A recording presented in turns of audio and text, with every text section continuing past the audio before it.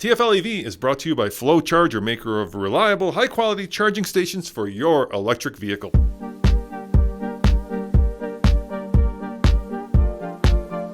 Hey Tommy, there is a new Equinox and it's electric. Yeah, that's right. So we have some more details on the new 2024 Equinox EV. We're going to talk about the trim lineup, some of the features, the estimated range, that kind of thing. Yeah, and of course we're going to go into in-depth everything you ever wanted to know, probably more than you wanted to know about the Equinox that's coming, especially when it's coming, because I got a lot of notes here. So let's just jump in, Tommy, right into the deep end. So the Equinox EV reimagines the Equinox name, which has been around for several generations, and the new crossover is going to be built on GM's Ultium platform, which is underpinning most of General Motors' new EVs. Yep, and let's start with where everybody's looking, not at the screen, but of course at the styling. Yeah, so the styling is pretty futuristic and I think looks very cool. So lots and lots and lots of styling cues that are in vogue for modern day electric cars, like long continuous light bars.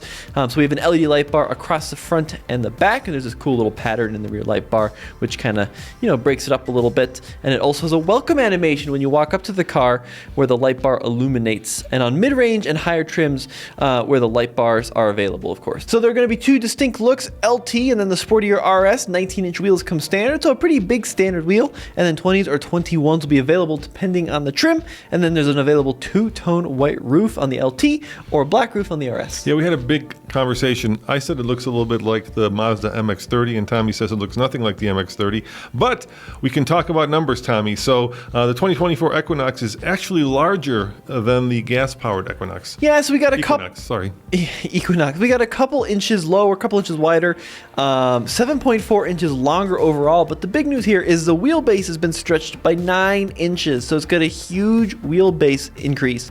But interestingly enough, the overhangs are about 1.5 inches shorter. So they're doing that classic design profile thing where they stretch the wheels to the corners of the car, which is always a great idea. Yeah, like the Ioniq 5. Exactly like that. All right, powertrain, dude. You can get front-wheel drive version of the 2024 Chevy Equinox EV. It's 210 horsepower and 242 pound-foot of torque. But there's also an available all-wheel drive system with a dual motor setup. So it borrows the rear motor from the Blazer EV, not the EVSS motor or the Lyriq, but the standard Blazer EV.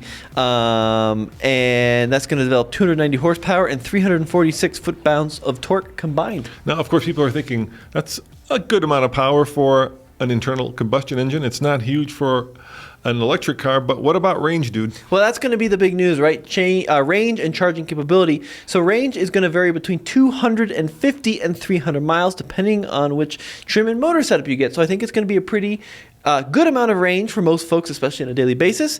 And GM did not get super specific on the battery capacity, but we do have some information on the charging times. Yeah, once upon a time, if you were a gearhead, you were more interested in 0 to 60 times. Now, if you're into EVs, you're interested in charging times. So what are the charging rates and times? So the standard level 2 charging rate is 11.5 kilowatts, which is very impressive. The first crop of EVs were typically right around 6 or 7 kilowatts, and they jumped up. And now the Equinox EV is going to have 11.5, but there's also an available 19.2 kilowatt AC system.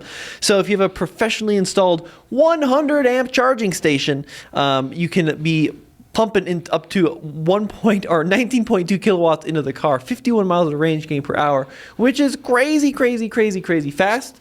It's also going to take some pretty professional wiring. Yeah, I was just looking at that charging station we got from Ford when we bought the Lightning. Yeah. That's an 80 amp, right? And I thought that was pretty quick and pretty fast. It also has the 2 DC plugs on the bottom, and the cable itself, I gotta say, it's like the size of a silver dollar. It's that thick. But the reason it has the 2 plugs at the bottom Yes. is for bidirectional charging, Yes. I believe. So I'm not sure that the 19.2 kilowatt charger on the Equinox is going to have that, but we'll have to wait and see. And then DC fast charging, this is where things are a little bit less impressive. About 150 kilowatt of peak DC fast charging, so 70 miles of range in 10 minutes, according to GM's estimate. Now that is quite a bit lower than like the Hyundai Ioniq 5. Which is up to 230, I believe. And the Kia EV6, yeah, it's kind of right on par with like the Ford Mustang Mach-E. It's a little slower now than some of the latest Volkswagen ID4s.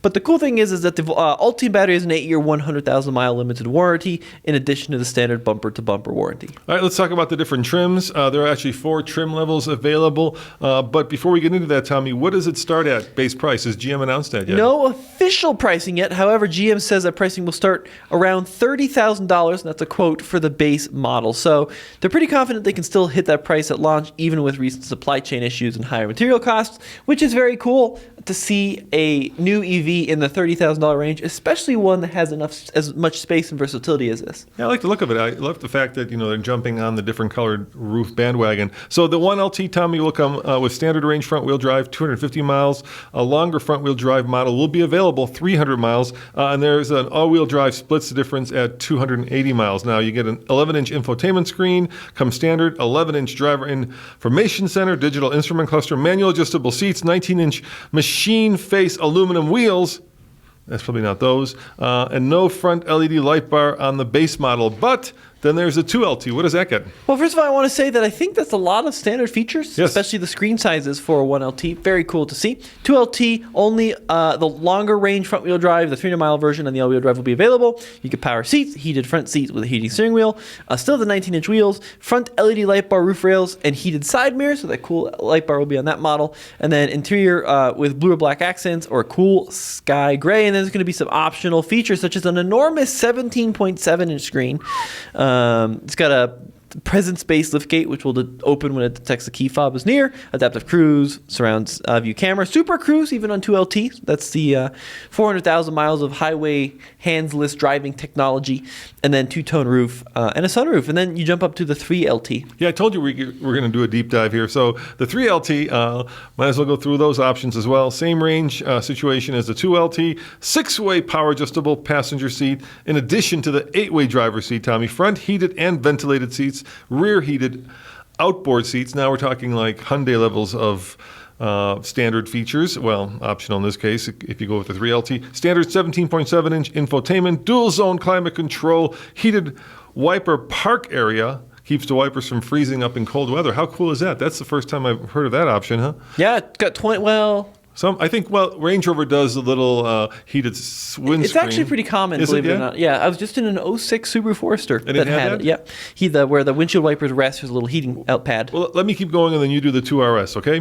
21-inch aluminum wheels, standard presence base power, liftgate adaptive cruise control, and HD surround vision. Available features are heads-up display and digital rear-view camera, Bose premium audio system sunroof, and Super Cruise, which is something we're testing right now. And Andre's comparing it to Ford's Blue Cruise. So be sure to go to alltfl.com if you want to see that video, because that's going to live, I think, on the truck channel. What else is available on the 2RS, Tommy? Yeah, so we're done with the LTs, now to the Sportier RS. So basically the same as the LT, but you get different wheels, interior black with red accents, and then a flat bottom steering wheel. And then when you jump up to the 3RS, same range estimates, right? So 300 front-wheel drive, 280 all-wheel drive. Again, pretty much the same as a 3LT, except you get different 21-inch wheels, the heated flat bottom steering wheel. And this is the model that comes, or you can get with the 19.2 kilowatt AC charging capability. This is the only trim where you can get it. Otherwise, it's 11.5. So if you want that crazy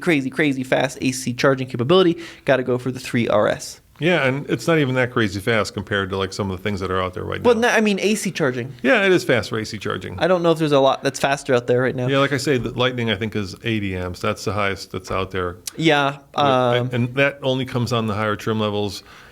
Otherwise, you got to pay for that. Keep in mind, your house needs to be able to have a main circuit breaker that's I just found out we that. have 150 amps at the ranch.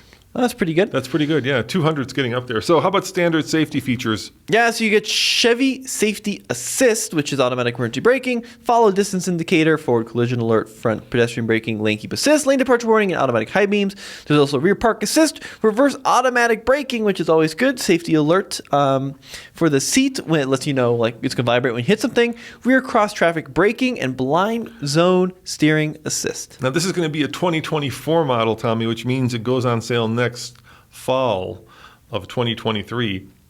So we're about a year out, which is a long time. Again, there's no firm pricing at give or take $30,000 starting, and that's going to be finalized closer to launch. There will be, of course, a limited edition 2RS. to kick off, and of course other models coming after that. Yeah, so GM will build the Equinox EV in Mexico at the same plant where it builds the current Blazer.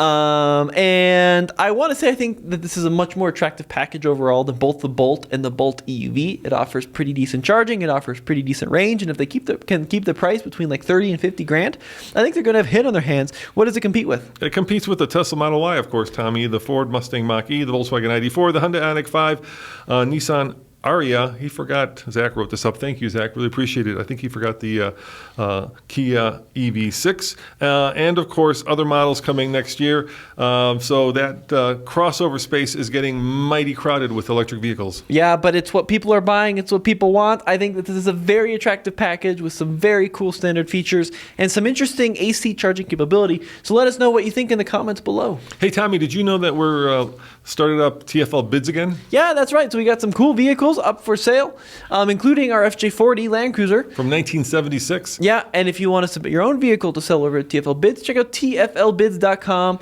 That's TFLbids.com. All right, before we wrap this up, I just read off all the competitors to this. Out of all of them, which would you buy now? Well, currently my favorite's the Ioniq 5. Yes. But we'll have to spend some seat time in the Equinox EV. I think that it's a very attractive package. I like the design. I think the performance is going to be pretty good. Not quite as crazy as like the Blazer EV in terms of performance, especially if you get the SS Blazer EV, right? But I like what GM's doing. They're starting to kind of jump back into the electrification world in a big way. And you know what's really cool? Unlike some internal combustion engine cars, there's just a boatload of competition here in terms of their numbers, right? For the longest time, because the segments were so stratified, the cars were almost identical, and we'd be talking about things like, well, does it have heated seats or does it have a heated steering wheel? Now we're talking about real performance things like, how fast does it charge? How much horsepower does it have? How much battery does it have? And these are all really cool things that are heating up the war in electrification and really pushing the technology. And it's exciting to see that kind of head-to-head technology war going on right now with the automakers. Absolutely. Well, we'll see you in the next video. Thanks for watching. Yeah, thanks for watching. And remember, alltfl.com. Ciao.